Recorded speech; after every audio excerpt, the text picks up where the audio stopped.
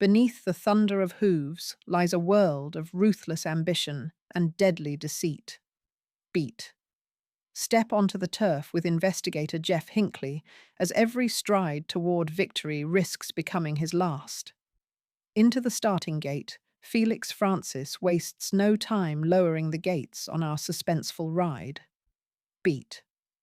We meet Jeff Hinckley, a cool-headed investigator for the British Horse Racing Authority who carries scars from earlier cases, yet remains driven by an almost stubborn sense of emphasis jot justice. When top trainer Barrington Hills collapses after a seemingly routine win at Cheltenham, Jeff's instincts prickle.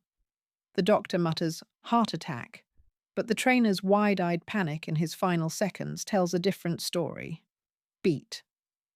With Hills's last breath, Jeff inherits unanswered questions.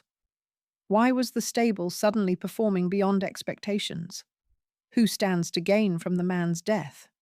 And why was the horse's post-race sample hurriedly lost in transit? Francis layers atmosphere like mist over a winter track. We feel the mud, taste the adrenaline, and sense unseen eyes studying Jeff from grandstand shadows. Through brisk dialogue and clinical detail, the author reminds us that horse racing is equal parts sport and high-risk business. Million-pound wagers, syndicate owners and breeders hungry for stud fees create fertile ground for sabotage. Beat. Jeff, narrator and detective, guides us with sardonic humour. Yet every quip masks the pressure of knowing one misstep could cost innocent lives. The section closes as Jeff discovers video footage showing an unknown groom handing Hills a water flask just minutes before he collapsed. The unknown figure vanishes into the crowd, leaving Jeff with the first of many puzzle pieces, and a chilling suspicion that Hills's death was a deliberate silencing rather than tragic coincidence. Danger on and off the track. Jeff's pursuit of truth rapidly outpaces the confines of British turf. Beat. When forensic results reveal Hills was poisoned with digitalis, a toxin almost undetectable amid post-race chaos, the case shifts from regulatory inquiry to homicide investigation. The BHA pleads for discretion. Bad press hurts betting revenues. But Jeff's moral compass refuses to stay in the paddock. He digs into Hills's financials, unearthing suspicious wire transfers linked to American trainer Anthony R. O'Neill, nicknamed Texas Tony, for his swagger and rumoured willingness to do anything for a win. Beat. Here the novel widens its lens, escorting us to Keeneland's spring meet in Kentucky, then to the glittering summer stakes of Saratoga. Francis paints American racetracks with cinematic flair, neon-lit barns, bourbon-laced hospitality, and a whisper network of jockey agents trading tips like currency. Jeff, posing as a bloodstock consultant, infiltrates O'Neill's circle and glimpses systematic doping so sophisticated it skirts the edge of detection. Horses are microdosed with designer stimulants that clear their systems within hours, leaving only a marginally elevated pulse and a fatter wallet for conspirators. Yet the deeper Jeff delves, the more personal the threats become. His rental car is rammed on a lonely back road. The cryptic message, "Quit," is knifed into the driver's seat. Beat. An anonymous email leaks his identity to US authorities, turning routine customs checks into hours-long grillings.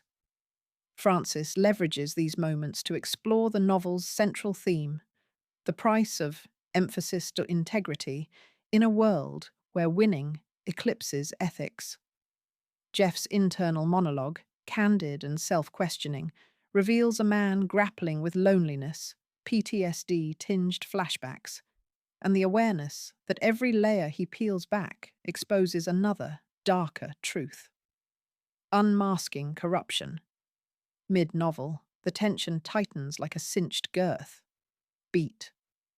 A crucial breakthrough occurs when Jeff befriends 19-year-old exercise rider Maria Reyes, whose quick wit and unfiltered honesty earn instant reader loyalty. Maria confides that several horses in O'Neill's barn sport faint needle marks on their jugular grooves, anatomical evidence typically hidden beneath mane and shadow. The pair covertly photograph the injuries, planning to pass proof to both British and American regulators.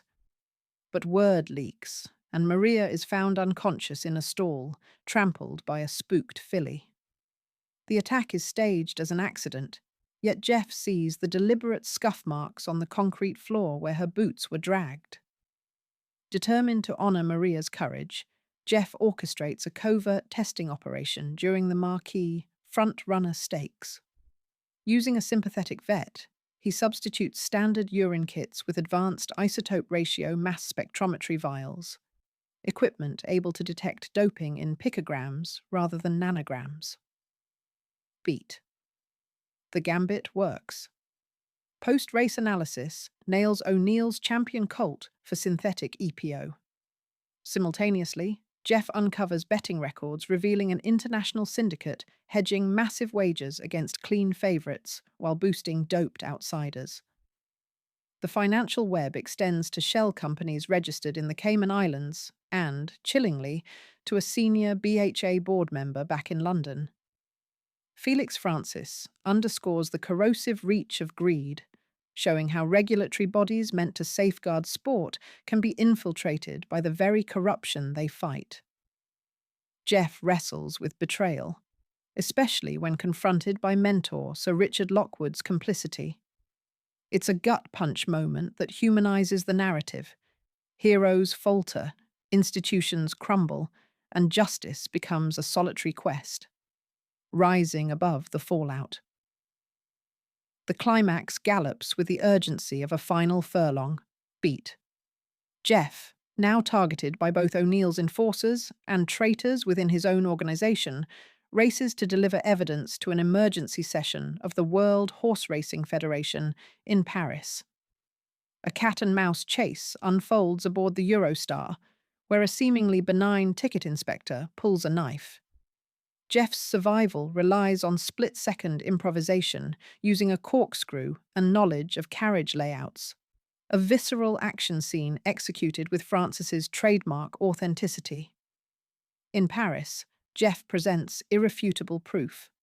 Financial ledgers, doctored veterinary logs, and Maria's recovered phone containing voice memos recorded moments before her attack. The fallout is seismic. Arrest warrants ripple across 2 continents, races avoided, prize money reclaimed. O'Neill is extradited, and Sir Richard resigns in disgrace. Beat. More personally, Jeff visits Maria in rehab, gifting her a miniature silver horseshoe inscribed simply, "Courage." Their connection, professional, platonic, yet profoundly respectful, embodies the novel's assertion that decency endures even in compromised arenas. As the story settles, Jeff returns to a rain-swept Newmarket gallop before dawn. Watching young yearlings bolt through mist, he reflects that the sport's magic persists not in gambling pools, but in the raw, unfiltered power of horse and human aspiring together. The final line, "Some things are still worth the ride," serves as both sigh of relief and quiet vow to keep fighting. Beat. We close the back cover, realizing that while corruption may sprint momentarily ahead, vigilance and honor can still cross the line first.